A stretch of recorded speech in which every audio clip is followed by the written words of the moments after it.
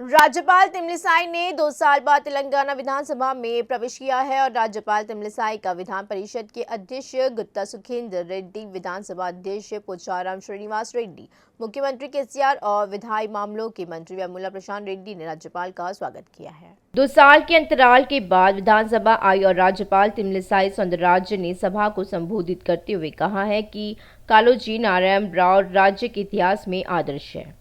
उन्होंने कहा कि तेलंगाना राज्य देश के लिए एक रोल मॉडल बना हुआ है और लोगों के सहयोग और मुख्यमंत्री के कुशल शासन के चलते राज्य ने पिछले 8 सालों में सभी क्षेत्रों में सराहनीय विकास हासिल किया है। उन्होंने अपने भाषण में सरकार द्वारा कृषि, सिंचाई, बिजली, जन कल्याण, ग्रामीण और औद्योगिक क्षेत्रों में प्राप्त विकास की व्याख्या की है। सरकार के कार्यों के परिणाम स्वरूप प्रति व्यक्ति आय जो वर्ष 2014 में 1,24,000 रुपए थी, वही अब 3,17,115 रुपए हो गई है।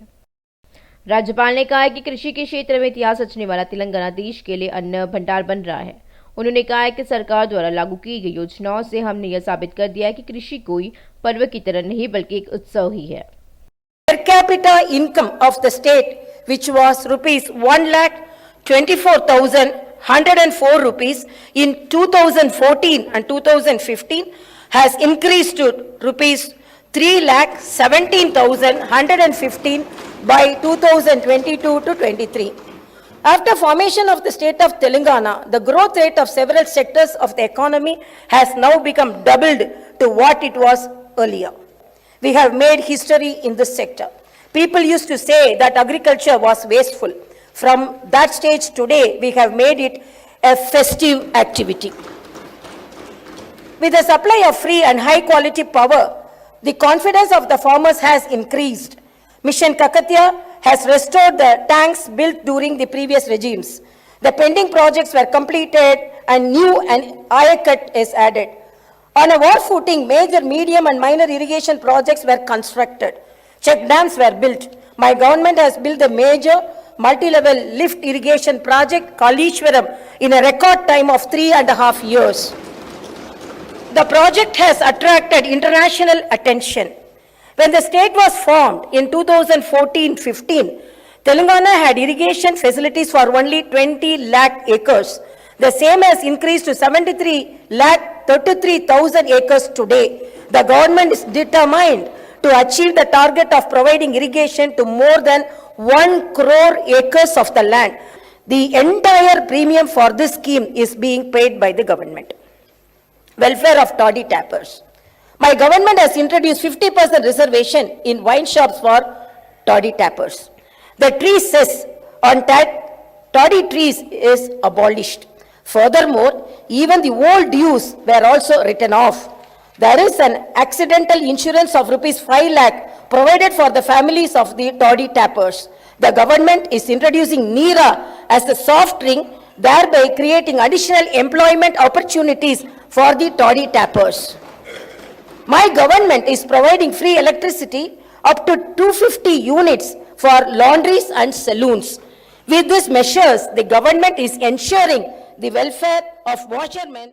कांग्रेस ने भी राज्यपाल के अभिभाषण की आलोचना की है और बाहर शेरनी की तरह दहाड़ने वाले राज्यपाल का रवैया विधानसभा में अचानक बदल गया है। उन्होंने सभा को बिल्ली की तरह संबोधित किया। उन्होंने कहा है कि बेहतर होता यह सत्र राज्यपाल के अभिभाषण के बिना होता।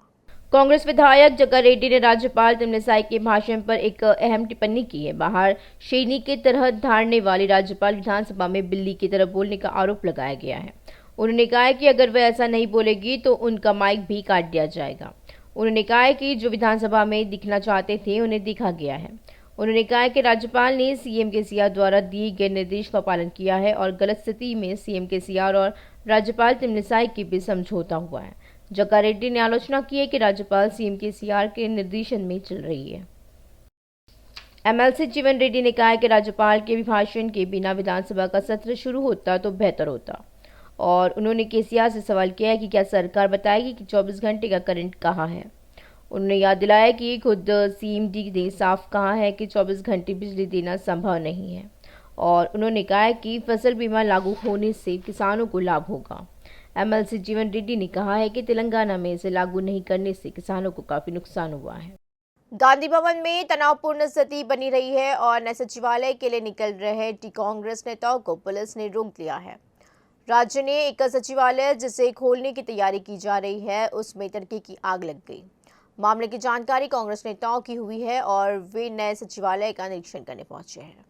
इससे पुलिस सतर्क हो गई है और वहां जाने वाली सभी सड़कों को बंद कर दिया। पुलिस ने उन्हें रोक दिया क्योंकि वे आग के बारे में सच्चाई का पता लगाने के लिए वहां जा रहे थे। कांग्रेस के वरिष्ठ नेताओं मल्लू रवि और शब्बीर अली को पार्टी नेताओं के साथ गांधी भवन जाने से रोक दिया और इसी दौरान नेताओं और पुलिस के बीच बहस हुई है। नेताओं ने सीएम केसीआर के खिलाफ नारेबाजियां की है और इसके चलते गांधी भवन के पास बड़ी संख्या में पुलिस तैनात कर दी गई है। कांग्रेस के प्रमुख नेता अंजन कुमार यादव, शब्बीर अली, मल्लू रवि और रोहिन रेड्डी को पुलिस ने गिरफ्तार कर लिया है। उन्हें गोशामहल पुलिस स्टेशन ले जाया गया।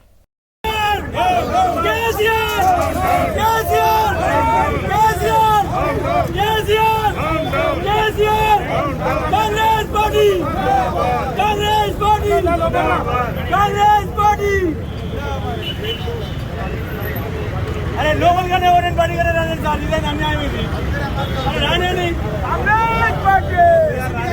अरे मत पुलिस अरे मत सीनियर लीडर राणे की जगह सर मेरे विपक्षी पार्टियों उम्मीद कर रही है कि राज्यपाल बजट बैठकों के शुरुआती भाषण में केसीआर सरकार को मुश्किल में डाल देंगे। भाजपा को उम्मीद है कि राज्यपाल किसी भी परिस्थिति में केसीआर सरकार द्वारा तैयार किए गए भाषण के पाठ को नहीं पढ़ेगी, लेकिन भाजपा नेताओं के कियास उलट गए। विधानसभा में राज्यपाल का अभिभाषण सरकार के समर्थन में किया है और बीजेपी नेता कह रहे हैं कि राज्यपाल ने सरकार की दी हुई स्क्रिप्ट पढ़ी है। केंद्रीय मंत्री किशन रेड्डी ने कहा है कि तेलंगाना राज्य की बजट बैठकों में राज्यपाल तमिलिसाई के जरिए राज्य सरकार ने झूठ बोला है। उन्होंने इस तथ्य की आलोचना की है कि विभिन्न कार्यक्रम जो सरकार ने नहीं किए सरकार के राजनीतिक दिवालियापन का प्रमाण है और उन्होंने कहा कि राज्यपाल के अभिभाषण पर शुरू में राजनीतिक रूप से अनावश्यक टिप्पणी करने वाली सरकार को न्यायालय के हस्तक्षेप से फिर से बजट पेश करने से पहले राज्यपाल के अभिभाषण के लिए तैयार किया गया। हालांकि सीएम केसीआर ने हाल ही में दिनों में जय तेलंगाना के नारे को नजरअंदाज किया है। किशन रेड्डी ने कहा है कि राज्य के राज्यपाल जय तेलंगाना कहकर अपना भाषण समाप्त कर रहे हैं। यह राज्य के लोग के लिए उनके प्यार का सबूत है। मंत्री ने कहा कि अगर तेलंगाना आने से पहले 20 लाख एकड़ को पानी मुहैया कराया जाता था तो कहा जाता है कि तेलंगाना आने के बाद 73 लाख एकड़ भूमि को पानी मुहैया कराया जाएगा। यह याद रखना चाहिए कि हर एक बीज केंद्र द्वारा खरीदा जा रहा है, केसीआर द्वारा नहीं। उन्होंने कहा कि राज्य सरकार का बजट पूरी तरह चुनावी बजट है। आरोप है कि राज्यपाल को सरकार द्वारा की गई गलतियों के बारे में बताया गया और उन्होंने कहा कि कृषि को 24 घंटे बिजली दी जा रही है। उन्होंने कहा है कि कम से कम 6 घंटे तक बिजली की आपूर्ति नहीं की गई और किसान सब स्टेशनों पर आंदोलन कर रहे हैं। राज्यपाल के भाषण में कई झूठ थे। रेल मंत्री अश्विनी वैष्णव ने कहा है कि केंद्रीय बजट में तेलुगु राज्यों की रेल परियोजनाओं के लिए भारी धनराशि आवंटित की गई है। उन्होंने कहा कि पूर्व की तुलना में इस बार रिकॉर्ड आवंटन हुआ है। तेलंगाना में रेलवे परियोजनाओं के लिए 4,418 करोड़ और आंध्र प्रदेश में परियोजनाओं के लिए 8,406 करोड़ रुपए आवंटित किए गए हैं। अश्विनी वैष्णव ने तेलुगु राज्यों को भारी धनराशि आवंटित करने के लिए प्रधानमंत्री मोदी को धन्यवाद दिया है। The allocation for Telangana is a record number of 4,418 crore. 4,418 crores.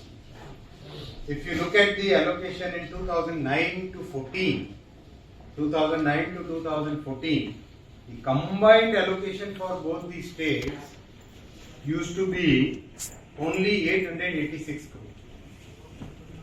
Now, only for Telangana state, it is 4,418 crores. It's very high. Andhra Pradesh, the allocation is 8,406 crore, and that is because very good cooperation is available for land acquisition, many other things for executing the projects. 8,406 crore is the allocation for Andhra Pradesh. I request that all these projects may please be request cooperation from every quarter for the benefit of the Telugu speaking people, that these projects should be completed well in time.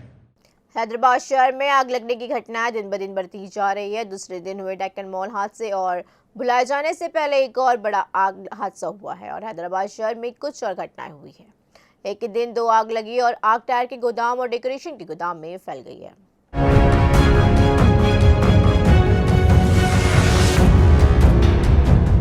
Vanasthalipuram में एक tyre के गोदाम में आग लग गई। Tyre रिबर्टन company सहित गोदाम में आग लग गई और घने धुएं से स्थानीय लोगों का दम घुटने लगा। स्थानीय लोगों की जानकारी के अनुसार दमकल कर्मियों ने मौके पर पहुंचकर दमकल की 3 गाड़ियों से आग पर काबू पाया है।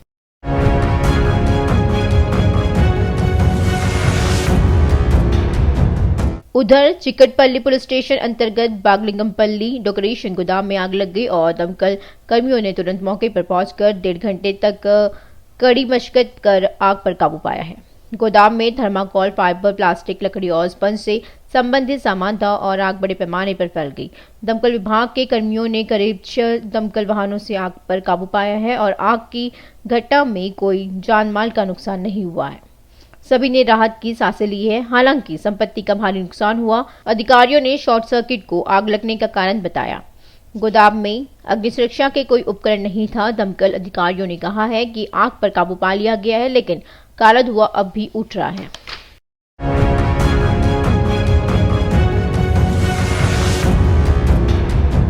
मामले की जानकारी लगते ही मंत्री तलसानी श्रीनिवास यादव मौके पर पहुंचे और स्थिति का जायजा लिया है।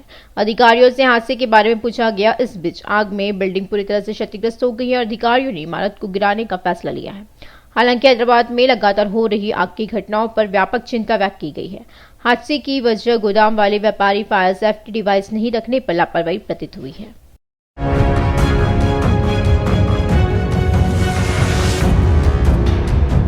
आग की श्रृंखला को लेकर मंत्री तलसानी श्रीनिवास यादव गंभीर हो गए हैं। उन्होंने कहा कि आग की कितनी भी दुर्घटनाएं हो रही है, कारोबारियों में कोई बदलाव नहीं आया है। हादसों का सिलसिला देखकर भी होश में आना चाहिए। उन्होंने चेतावनी दी है कि अब कोई भी व्यवसायियों को यह नहीं कहेगा कि गंभीर कार्रवाई की जाएगी। उन्होंने कहा है कि अगर कोई दूसरों को नुकसान पहुंचाता है तो कौन नुकसान उठाने की स्थिति में नहीं है। मंत्री ने सुझाव दिया है कि कारोबारियों में बदलाव होना चाहिए।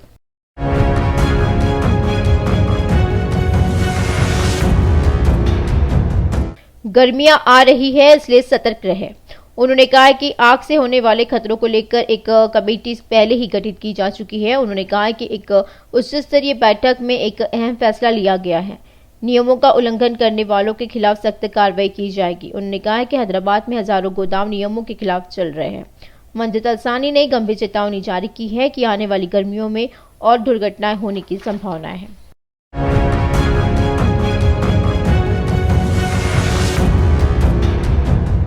शहर के कई गोदामों में लगातार आग लगने की घटनाओं के संदर्भ में सरकार ने गोदामों पर अहम फैसला किया है। नियमों का उल्लंघन कर चल रहे हजारों गोदामों पर सरकार का फोकस है। इस क्रम में सरकार ने नियमों का उल्लंघन कर चल रहे हजारों गोदामों के मालिकों को नोटिस जारी करने के आदेश अधिकारियों को दिए हैं। नोटिस के बाद नियमों का पालन नहीं करने पर आपराधिक मामले दर्ज करने का आदेश दिया है। डीसीपी वेंकटेश्वरलू ने कहा है कि सेंट्रल जोन में गोदाम मालिकों को नोटिस दिया जाएगा और यह स्पष्ट किया गया है कि अब से व्यावसायिक प्रतिष्ठान के लिए पुलिस की अनुमति अनिवार्य है।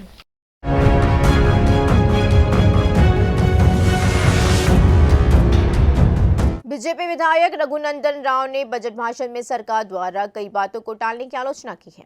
उन्होंने कहा है कि सरकार चुनाव के मद्देनजर बजट बैठकें करेगी और उन पर भाषण में अव्यावहारिक बातें करने का आरोप लगा है। उन्होंने कहा है कि संविधान को बंधित करने और लोगों को गुमराह करने के लिए सरकार जिम्मेदार है।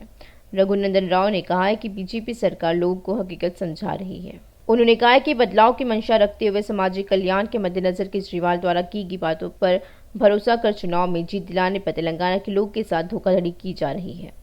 केजरीवाल का नीति अपना कर राज्य के साथ अन्याय किया जा रहा है। उन्होंने कहा है कि शराब के माध्यम से देश का विकास सोचने वाले केसीआर लोगों के स्वास्थ्य के साथ खिलवाड़ कर रहे हैं। केसीआर धांधलियों को बढ़ावा दे रहे हैं और उन्होंने केजरीवाल के खिलाफ कानूनी कार्रवाई करने की मांग की है। कांग्रेस विधायक दल के नेता भट्टी विक्रमार्का ने केंद्र से दिल्ली के मुख्यमंत्री अरविंद केजरीवाल और अन्य सभी आरोपियों के खिलाफ शराब घोटाला मामले में कड़ी कानूनी कार्रवाई करने की मांग की।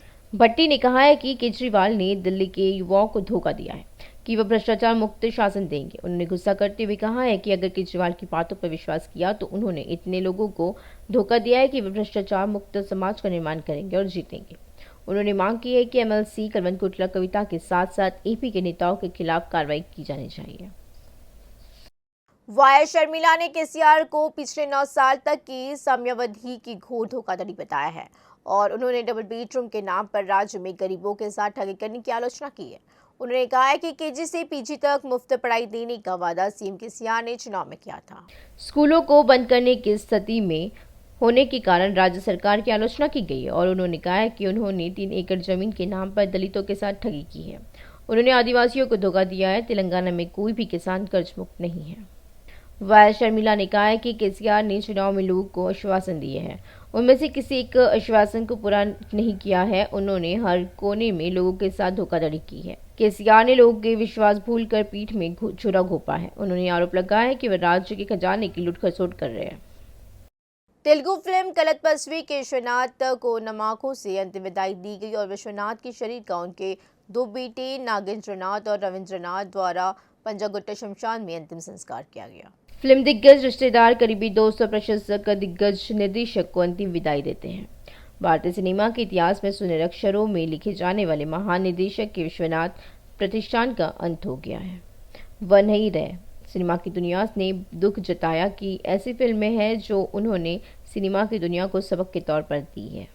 इस महान निर्देशक को श्रद्धांजलि देते हैं और उनके साथ यादों को याद करते हैं।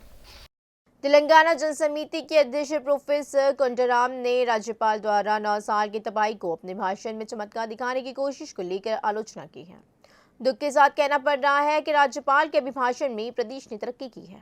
उन्होंने बहुत बड़ा झूठ बोला कि कालेश्वरम पूरा हो गया है।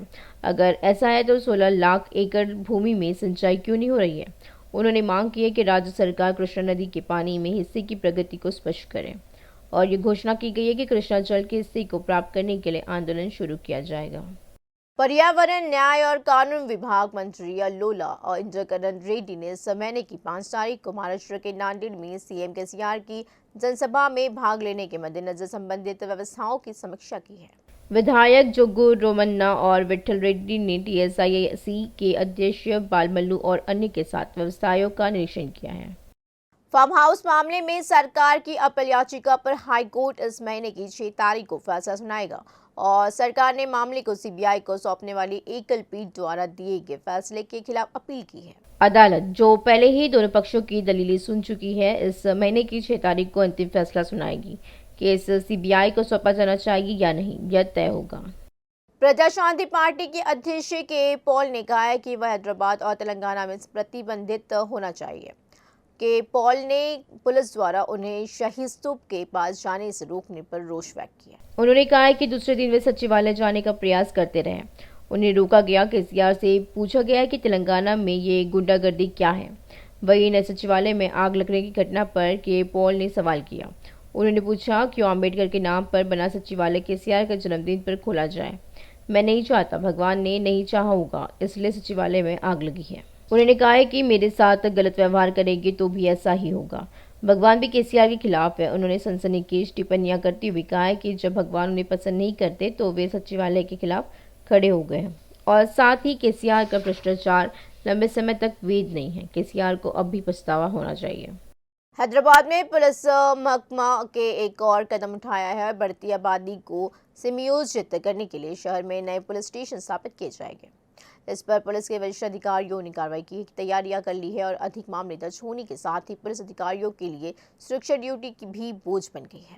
इसे ध्यान में रखते हुए पुलिस स्टेशनों की संख्या कम कर नए पुलिस स्टेशन उपलब्ध कराए जाएंगे और जैसे जैसे वाहनों की संख्या बढ़ रही है, अतिरिक्त ट्रैफिक पुलिस स्टेशन स्थापित किए जा रहे हैं।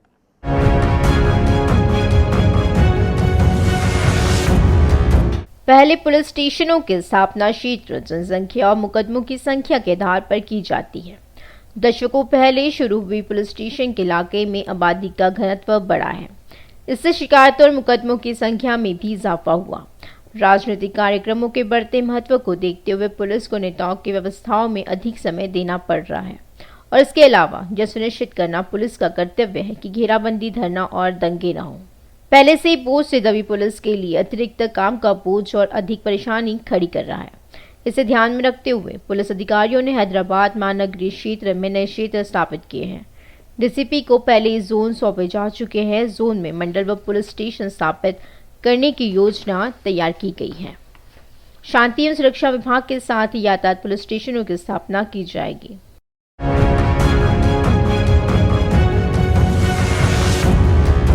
गृह मंत्री महमूद अली उप्पल ट्रैफिक पुलिस स्टेशन के नए भवन का उद्घाटन पहले ही कर चुकी है। बाकी पुलिस स्टेशनों के भवन जल्द से जल्द तैयार कर खोले जाएंगे। किराए के भवनों या अन्य सरकारी भवनों में जहां अपना भवन नहीं है, वहां नए पुलिस स्टेशन स्थापित किए जाने की संभावना है। हैदराबाद आयुक्तालय के अधिकांश क्षेत्र में कई नए डिवीजन और पुलिस स्टेशन स्थापित किए जा रहे हैं।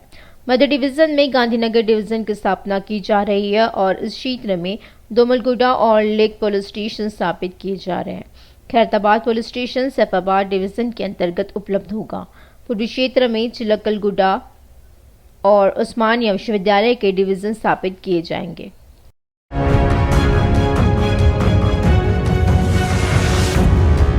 चिलकलगुड़ा और डिवीजन के अंतर्गत वारसीगुड़ा पुलिस स्टेशन नया स्थापित होने जा रहा है और उत्तर डिवीजन में बेगमपेट डिवीजन के अंतर्गत ताड़बंद पुलिस स्टेशन उपलब्ध होगा।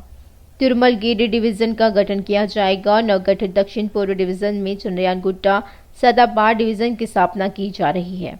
बल्लागुड़ा और आईएएस सदन पीएस अतिरिक्त रूप से उपलब्ध होंगे।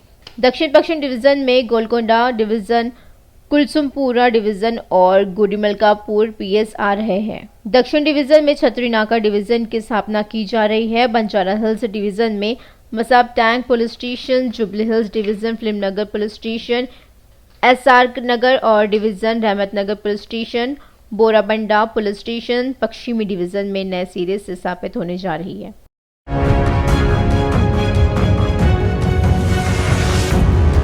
राजकोंडा आयुक्तालय के तहत Cherlapally, Nagole, green pharmacy, TPS, पोचारा, माहिती कॉरिडोर, उप्पल महिला पुलिस स्टेशन स्थापित किए जाएंगे। घटकेसर, जवाहरनगर, माहेश्वरम और इब्राहिमपट्टनम में नए ट्रैफिक पुलिस स्टेशन उपलब्ध होंगे।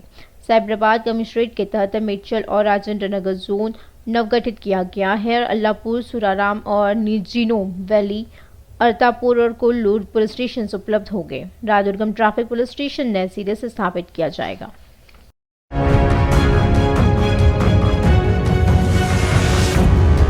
संसद में पेश है 45 लाख करोड़ रुपयों के बजट में बीसी के लिए 2000 करोड़ आवंटित करना शर्म की बात है। नेशनल बीसी वेलफेयर एसोसिएशन के अध्यक्ष आर कन्हैया ने रोष जताया है। कारपोरेटर जगत के दिग्गजों पर केंद्रीय बजट में ढेर सारा पैसा लगाने का आरोप है और बताया जाता है कि शासक वर्ग बीसी छात्रों को छात्रवृत्ति न देकर और छात्रावास का आवंटन नहीं कर उपेक्षा कर रहे हैं। बीसी नेताओं ने पार्टियों से देश के साथ अन्याय नहीं करने का आग्रह किया है और आर कृष्णैया ने चेतावनी दी कि अगर केंद्र का रवैया उनके प्रति नहीं बदला तो उन्हें पिछड़ों के विद्रोह का सामना करना पड़ेगा। केंद्रीय मंत्री रामदास आठवले ने कहा है कि तेलंगाना राज्य में दलित, ओबीसी और अल्पसंख्यक समुदाय और बीआरएस शासन से थक चुके हैं और उन्होंने कहा है कि तेलंगाना राज्य में बीजेपी बीआरएस का विकल्प है। रिपब्लिकन और पार्टी ऑफ इंडिया के सम्मेलन रविंद्र भारती में आयोजित किया गया है। कार्यक्रम के मुख्य अतिथि केंद्रीय राज्य मंत्री रामदास आठवले थे। इस मौके पर उन्होंने साफ कर दिया है कि पूरा देश नरेंद्र मोदी की लहर में है और बीआरएस जैसी कई पार्टियों में आने के बाद एक बार फिर केंद्र में एनडीए की सरकार आएगी। उन्होंने कहा है कि तेलंगाना राज्य के सीएम केसीआर अपनी उपस्थिति दिखाने के लिए चौथे मोर्चे के रूप में प्रचार कर रहे हैं और इसका कोई असर नहीं होगा। उन्होंने विश्वास जताया कि भाजपा पार्टी तेलंगाना राज्य में भी सत्ता में आएगी। इस अवसर पर लोकप्रिय गायक गदर द्वारा संविधान लागू होने से पूर्व देश में सामाजिक परिस्थितियों पर प्रस्तुत नाटक प्रभावशाली रहा है।